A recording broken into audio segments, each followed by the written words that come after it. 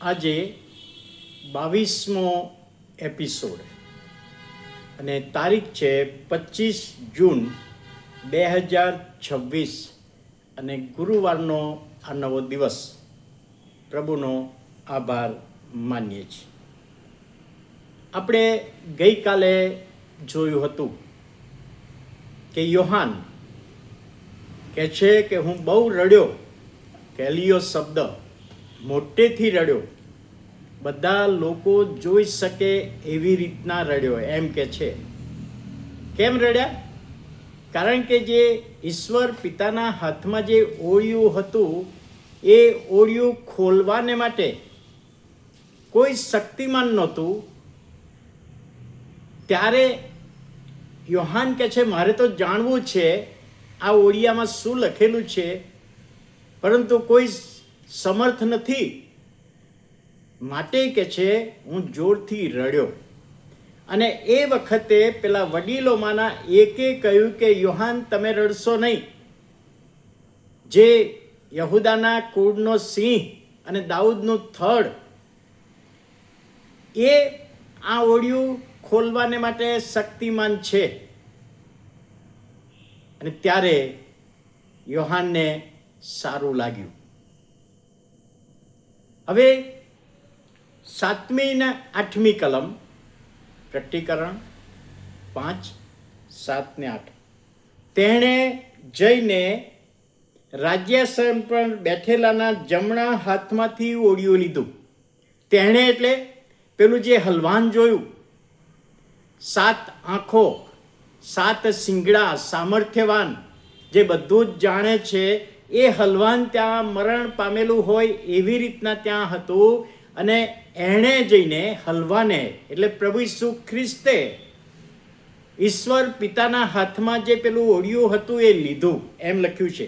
તેણે એટલે ઈસુએ જઈને રાજ્યાસન પર બેઠેલાના જમણા હાથમાંથી પેલું ઓળિયું લીધું. હવે જ્યારે ઓળિયું લે છે ત્યારે શું બને છે? યોહાન કહે છે મેં જોયું, જ્યારે હલવાને ઈસુએ ઈશ્વર પિતાના હાથમાંથી ઓળિયું લીધું ત્યારે 4 પ્રાણી, પેલા 4 પ્રાણી ત્યાં રાજ્યાસનની આગળ સ્તુતિ કરતા હતા. અને પેલા 24 વડીલો એટલે મંડળી આપણે એમ કહી શકાય, એ બધા હલવાનને પગે પડ્યા, જાણે કે આભાર માનતા હોય કે હવે તમે આ ઓળિયું ખોલવાના છો, આ મુદ્રા તમે તોડવાના છો, ખોલવાના છો. અને દરેકની પાસે વીણા તથા ધૂપે ભરેલા સોનાના પ્યાલા હતા. વીણા, પ્રભુની સ્તુતિ આરાધનાની વાત છે, ત્યાં સ્તુતિ આરાધના કરતા હતા. અને એવામાં એ હલવાને ઈસુએ બાપની પાસેથી ઈશ્વર પિતાના જમણા હાથમાંથી પેલું ઓળિયું લીધું. લાવો એ ઓળિયું. અહીંયા લખ્યું છે કે ધૂપે ભરેલા સોનાના પ્યાલા હતા. અને એ ધૂપ સંતોની પ્રાર્થનાઓ છે. હવે અહીં આગળ આપણે સમજીએ કે સંતોની પ્રાર્થના. સંતો એટલે કોણ? નવા કરારમાં સંતો એટલે પ્રભુ ઈસુ પર વિશ્વાસ કરેલા લોકો. આજે મંડળીમાં આપણે સભ્યો કહીએ છીએ, પણ તે નવા કરારની મંડળીમાં સંતો કહેતા હતા. જેઓએ વિશ્વાસ કર્યો છે એમની પ્રાર્થનાઓ. હવે એમની પ્રાર્થનાઓ શું? આપણે તો ઘણી બધી પ્રાર્થનાઓ કરીએ છીએ. આપણી અંગત સ્વાર્થની પ્રાર્થના પણ કરતા હોઈએ છીએ. મને આ આશીર્વાદ મળે, આ આશીર્વાદ મળે, આ સાજાપણું મળે, આ થાય. પણ ખરેખર અહીંયા જે પ્રાર્થના છે એ તો સંતોએ પ્રાર્થના કરી છે, તારું રાજ્ય આવો. ઓ આકાશમાંના બાપ દિવસમાં 2 કે 3 વખત બોલતા હોઈએ તો એ વિનંતી કહે છે પ્રભુ તારું રાજ્ય આવો. 1000 વર્ષનું રાજ્ય આવવાનું છે એની વાત.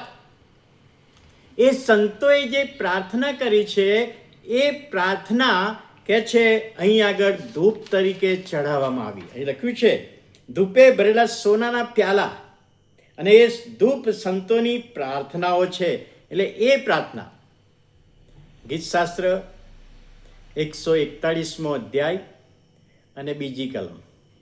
ગીતશાસ્ત્ર 141 ને બીજી કલમમાં દાઉદ કહે છે મારી પ્રાર્થના તમારી આગળ ધૂપ જેવી થાવ. મારી પ્રાર્થના, હું જે પ્રાર્થના કરું છું, અને એ પ્રાર્થનાઓ ઈશ્વર પિતાની આગળ લાવ્યા.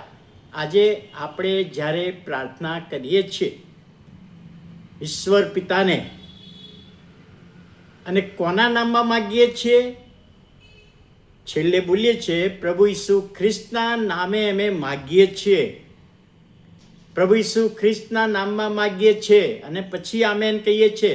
તો પ્રભુ ઈસુ ખ્રિસ્તના નામમાં જે કરેલી પ્રાર્થનાઓ, એ પ્રાર્થનાઓ, એ ધૂપ ઈશ્વર પિતાની આગળ લઈ ગયા.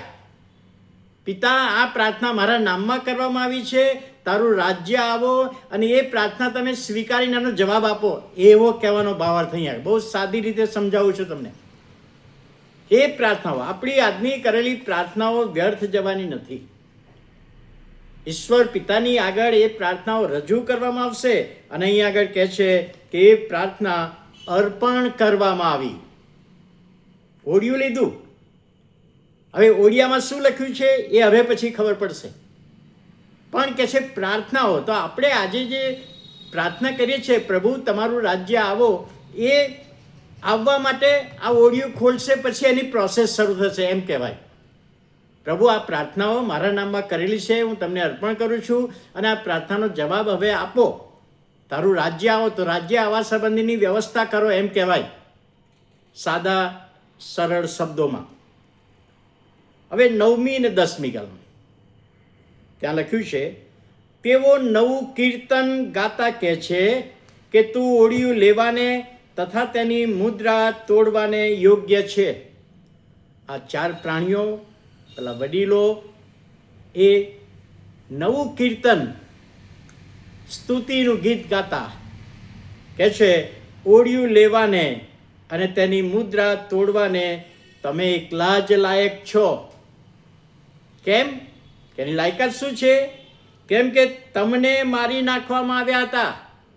પૃથ્વી પર વધસ્તંભ પર તમને મારી નાખવામાં આવ્યા હતા, ને તમારા રક્તથી દેવને સારું સર્વ કુળોના, ભાષાના, પ્રજાના, દેશોમાંના લોકોને વેચાતા લીધા. તમે ખરીદ્યા, તમારા પર વિશ્વાસ કર્યો,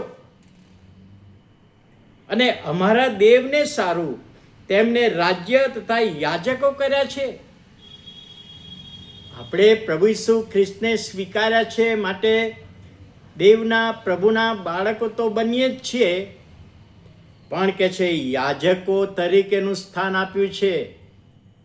જૂના કરારમાં લેવી કુળમાં યાજક એ લિમિટેડ વ્યક્તિઓ માટે જ હતું, એ આપણે જાણીએ છીએ.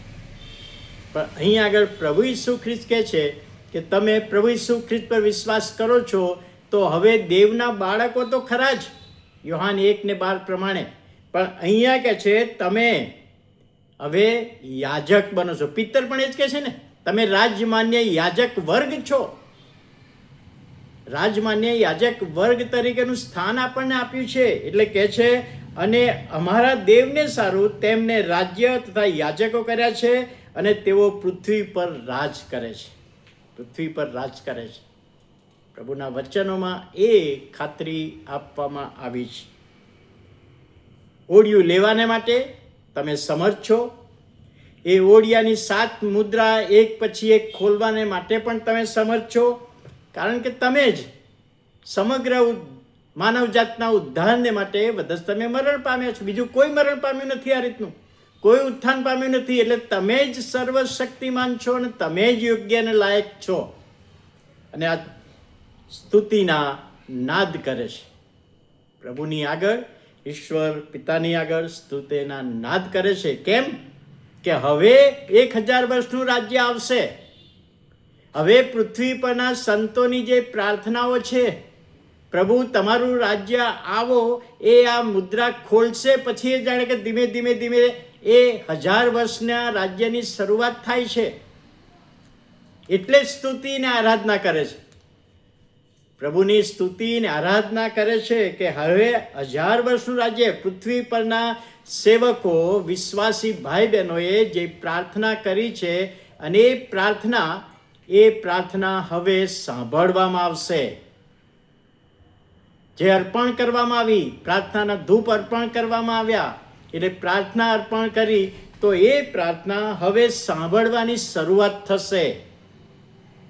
કેમ કે હવે એક પછી એક મુદ્રા ખોલવામાં આવશે અને જે બનાવો બનશે એમ કરતાં છેલ્લે 1000 વર્ષનું રાજ્યની સ્થાપના થશે. એટલે શરૂઆતની હવે આ પ્રોસેસ શરૂ થશે એમ કહેવાય. વાલા ભાઈઓ અને બહેનો, આ પ્રકટીકરણનું પુસ્તક આપણે યાદ રાખીએ કે યોહાન પાત્મસના ભેટમાં જ છે શિક્ષાના રૂપમાં, શિક્ષા માટે, પણ સૌંદર્શન થયું ને સૌંદર્શનમાં ઉપર ગયા છે. હજુ જે સૌંદર્શમાં બતાવે છે એ બન્યું નથી, બનવાનું બાકી છે. પ્રભુ એના સમય પ્રમાણે આવશે ને પછી આ બધું બનશે. પણ આપણે એ યાદ રાખીએ કે જો પ્રભુ ઈસુ પર વિશ્વાસ કર્યો છે તો આ બધી બાબતો આપણા હકમાં, આપણે પ્રભુ ગગનગમનમાં લઈ જશે ને ઇનામ આપશે ને એ બધી બાબતો બનશે. તો સમજવામાં પ્રભુ સહાય કરે. જો વિશ્વાસ નથી કર્યો તો અત્યારે પ્રભુ તક આપી રહ્યા છે. પ્રાર્થના કરીએ. પ્રભુ, અમે તમારો આભાર માનીએ છીએ, તમારા નામને ધન્યવાદ આપીએ છીએ. આજનું વચન સમજવામાં આત્માની દોરવણી આપો. ઈસુ પ્રભુના નામમાં સાંભળો, માન્ય કરો. આમેન.